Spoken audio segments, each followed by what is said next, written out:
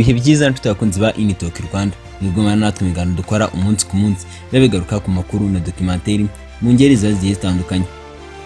Uko iterambere rushaho kugenda ryiyongera, urubyiruko rw'u Rwanda ruri kugenda rutinya kubaka ingo, cyane cyane bakavuga ko ari ikibazo cy'ubukungu n'inkwano zihenze. Mu Rwanda icyemezo cyo kubaka urugo ntikigishingiye ku rukundo gusa, ahubwo kiri kugenda gihinduka icyemezo gishingiye ku bushobozi.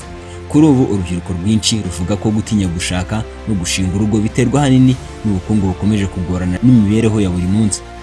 Abasore benshi bavuga ko kubura akazi, umushahara muto, inkwano ihenze n'ibiciro by'ibanze bikomeje kuzamuka, bituma bumva ko kubaka urugo ari umutwaro batabasha kwikorera. Ni mu gihe abakobwa bo bavuga ko zimwe mu mpamvu zituma batinya gushaka cyangwa gushinga urugo ziterwa hanini no kubona ingo nyinshi zidahagaze neza bitewe n'ibibazo by'imiryango ndetse n'amikoro muri rusange. Ni mu gihe urubyiruko rutuye mu mijyi ndetse no mu cyaro ruvuga ko urukundo rutakibanza imbere y'ubushobozi.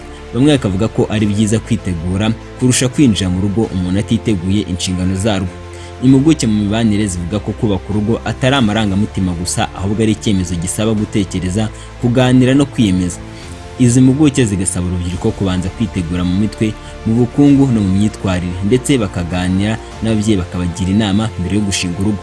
Ni mu gihe abantu bakuru babona imbuga nkoranyambaga n'ikoranabuhanga bigezweho biri mu bituma bamwe mu rubyiruko batinda gufata icyemezo cyo kubaka urugo, ko bigereranya n'ubuzima bwabo babona ku mbuga nkoranyambaga, bigatuma batinda gufata icyemezo cyo gushaka. Nubwo bimeze bityo kandi hari abemeza ko kubaka urugo ntakiri amahitamo ashoboka iyo habayeho kwiyemeza, kuganira no kwitegura neza aho gutegereza ko haba hari amahirwe mu bukungu.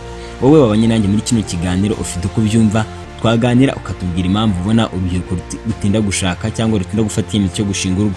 Nibyo reka mubwire ngo wakoze kubana natwe. Niba rugamije kuri Initalk Rwanda, twagusaba ko wadushyigikira ukanda subscribe, ubundi ukajya ubana natwe mu biganiro tubagezaho umunsi ku munsi bigaruka ku makuru na documentary mu ngeri zigiye zitandukanye. Reka mubwire ngo icyo ugomba kumenya kandi ukazirikana nuko twifuriza kugira ibihe byiza.